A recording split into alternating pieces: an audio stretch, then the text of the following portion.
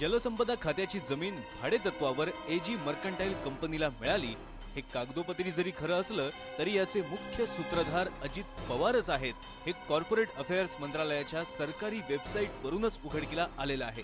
ही अधिकृत कागदपत्र मिळवण्यासाठी आम्हाला खूप कसरत करायला लागली, पण आम्ही ती केली कारण आम्हाला भक्कम पुरावा जनतेपुढे सादर करायचा होता। कंपनी अफेअर्स मंत्रालयाच्या वेबसाईटवरून एखाद्या कंपनीचा आर्थिक ताळेबंद, त्या संदर्भातली माहिती किंवा कंपनीच्या गुंतवणूकदारांची माहिती सहजासहजी तर मिळत नाही आणि म्हणूनच एजी मर्कंटाईल कंपनीची इत्थंभूत माहिती मिळवण्यासाठी आम्ही क्रेडिट कार्डचा वापर करून ई-पेमेंट केलं आणि त्यानंतर विशेष पासवर्ड मिळवून एजी मर्कंटाईल कंपनीच्या रजिस्ट्रेशन पासून ते अगदी गुंतवणूकदारांच्या नावापर्यंतची सगळी माहिती मिळवली।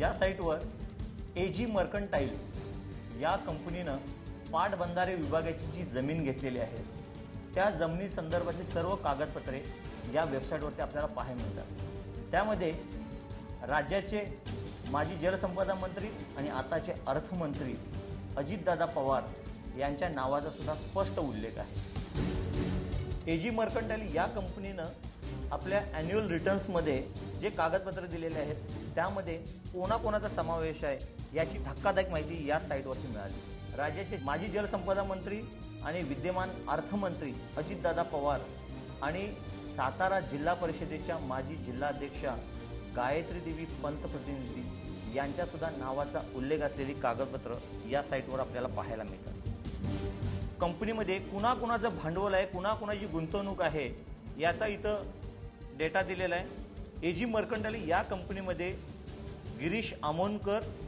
आणि अतुल खानोलकर या दोन व्यक्ती डायरेक्टर म्हणून आहेत। यामध्ये अजित पवार यांची जी गुंतवणूक आहे त्यांचे 8,800 शेअर्स आहेत, प्रति शेअरची किंमत 10 रुपये आहे।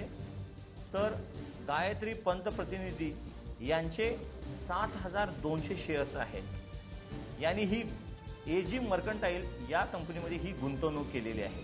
पण याहून धक्कादायक माहिती अशी की अजित पवार यांनी आपल्या कॅन्डिडेट ॲफिडेव्हिटमध्ये या गुंतवणुकीचा कुठेही उल्लेख केलेला नाही।